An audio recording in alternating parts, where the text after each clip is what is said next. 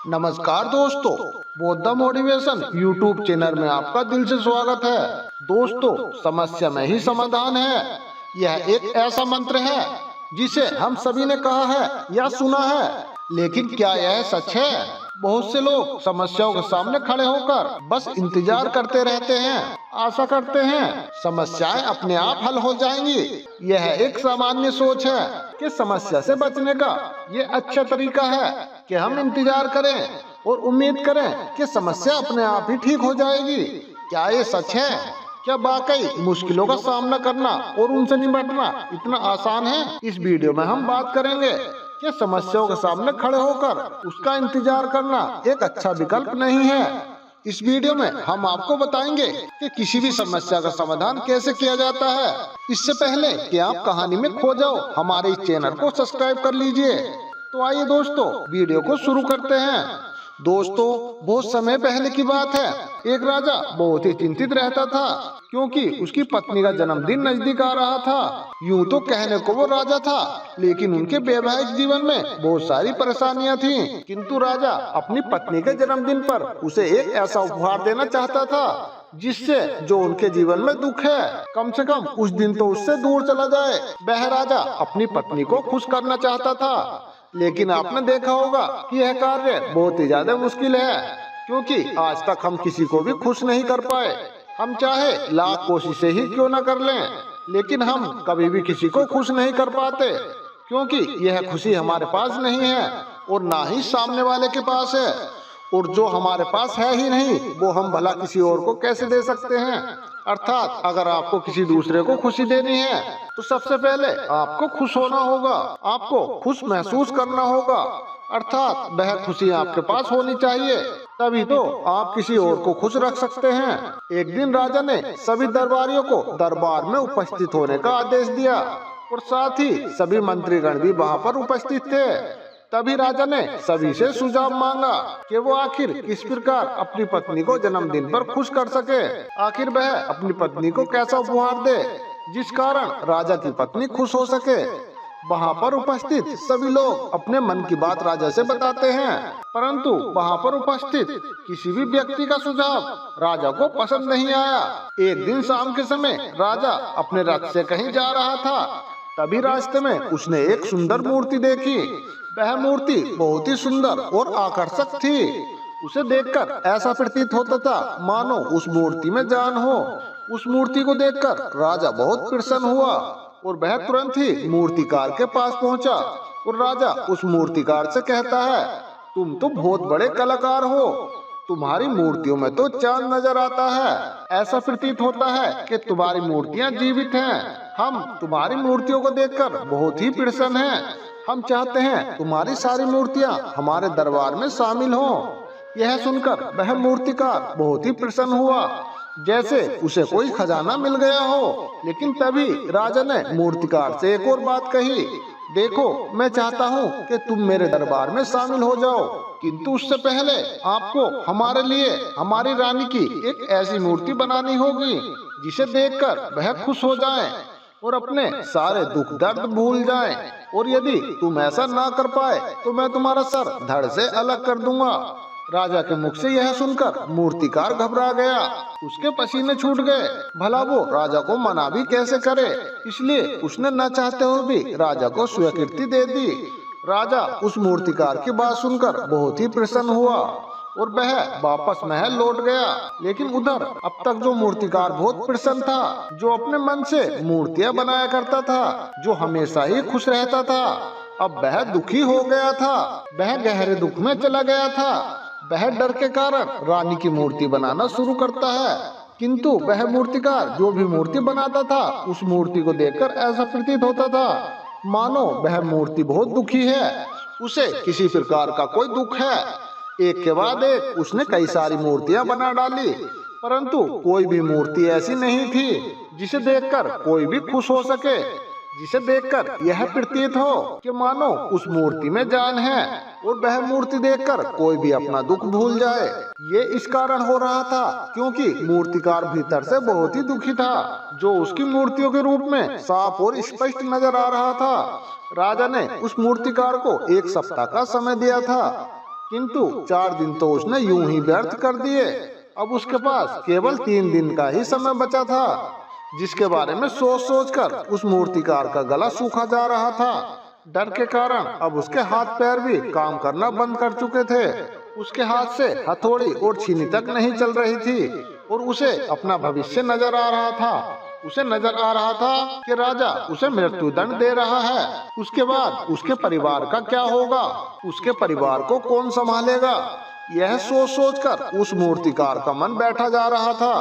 तभी उसने एक योजना बनाई कि वह अपने परिवार को लेकर रात रात में ही गांव छोड़कर चला जाएगा। यह सोचकर वह तुरंत ही घर लौटा।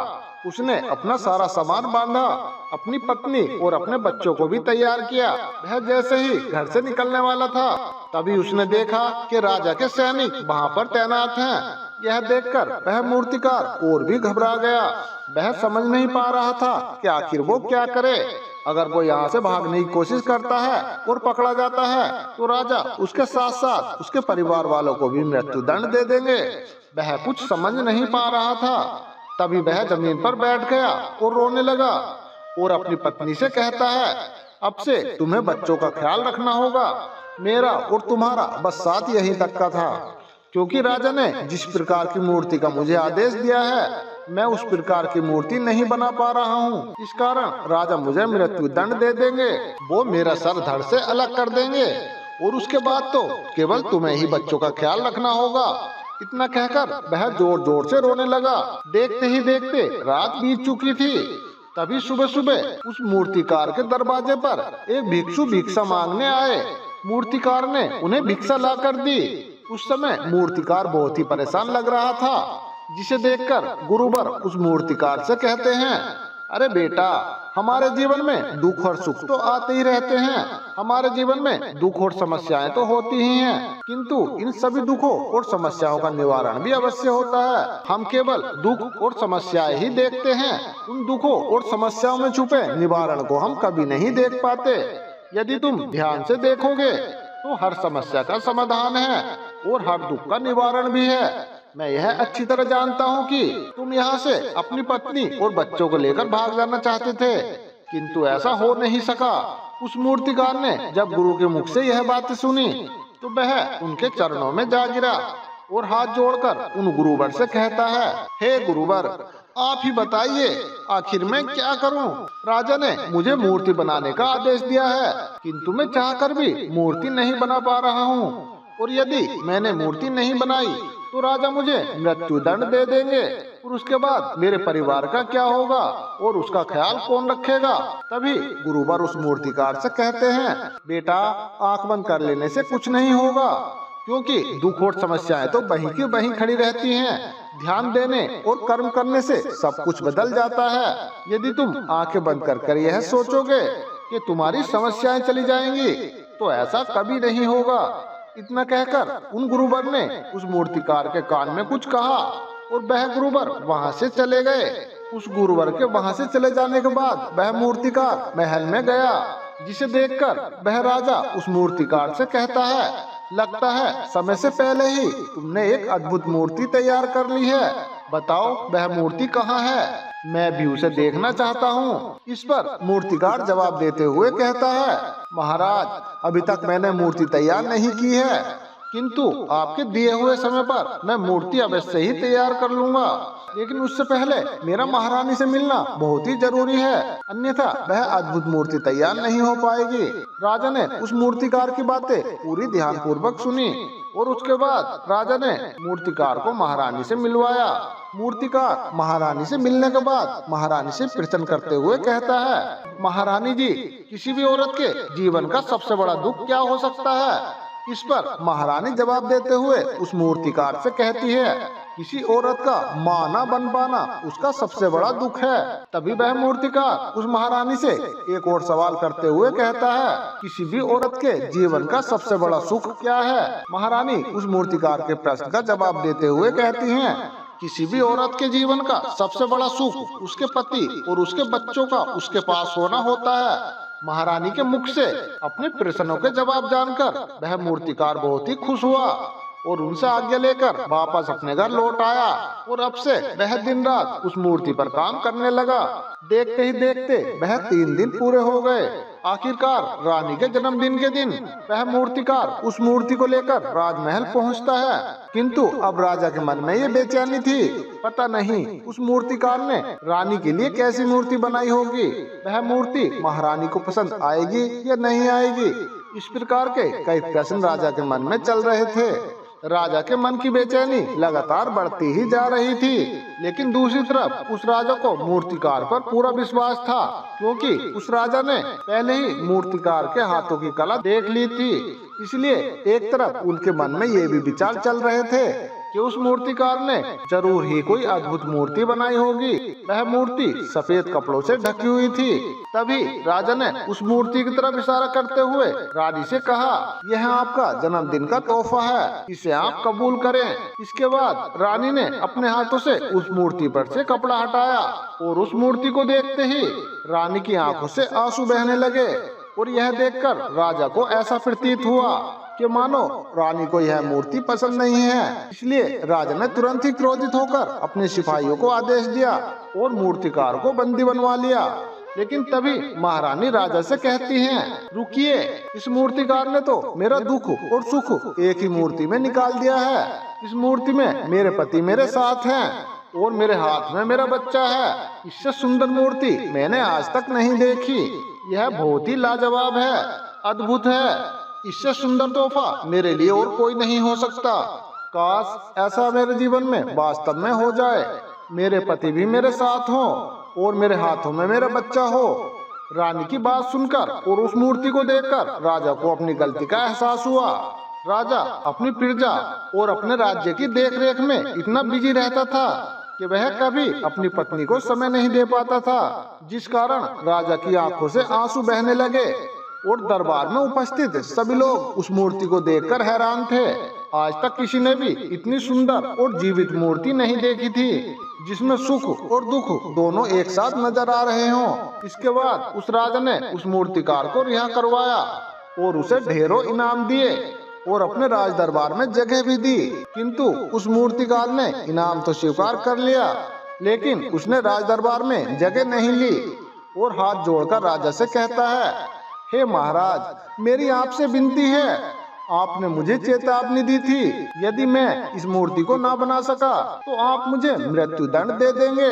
किंतु बस मैं आपसे इतना ही कहना चाहता हूँ, हम में से चाहे कोई भी प्राणी क्यों न हो, सभी के प्राण उतने ही कीमती हैं जितने कि आपके या महारानी के हैं। इसीलिए किसी को भी बिना दोष के दंड नहीं देना चाहिए। मेरी पत्नी ने मुझसे कहा था कि राजा की दुश्मनी और दोस्ती दोनों ही अच्छी नहीं है, इसलिए मुझे आपके राज दरबार में कोई भी स्थान नहीं चाहिए। मैं अपनी छोटी सी दुनिया में बहुत खुश हूँ, छोटे से परिवार के साथ बहुत खुश हूँ। मैं आज तक जो करता आया हूँ वो ही मुझे पसंद है और मैं अपने जीवन काल बस वही करना चाहता हूँ। मैं जैसा हूँ, जिस हाल में हूँ, मैं खुश हूँ। बस अब मुझे इजाजत दीजिए। इतना कहकर वह मूर्तिकार वहाँ से चला गया। दोस्तों, इसी प्रकार हमारे जीवन में भी बहुत बड़े संकट आते जाते रहते हैं, लेकिन वास्तव में तो ये दुख और संकट हमें कुछ सिखाने के लिए आते हैं, किंतु केवल हम तो उन दुख और समस्याओं को देखते ही रह जाते हैं। हम उनका निवारण खोजने का तनक भी प्रयास नहीं करते। और जब हम दुख के समय क्रोध करते हैं तो हम वास्तव में अपना ही नुकसान कर लेते हैं।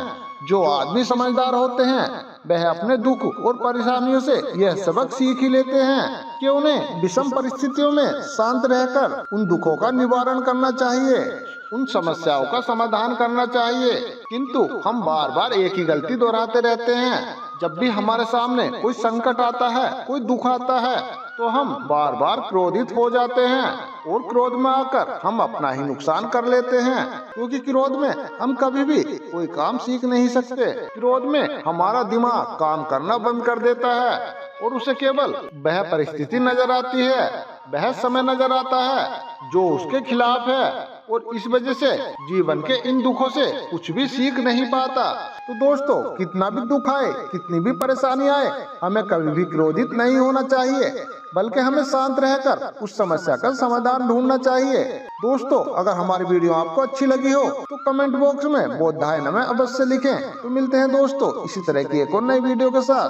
तब तक आप अपना ध्यान रखिए और हमेशा खुश रहिए।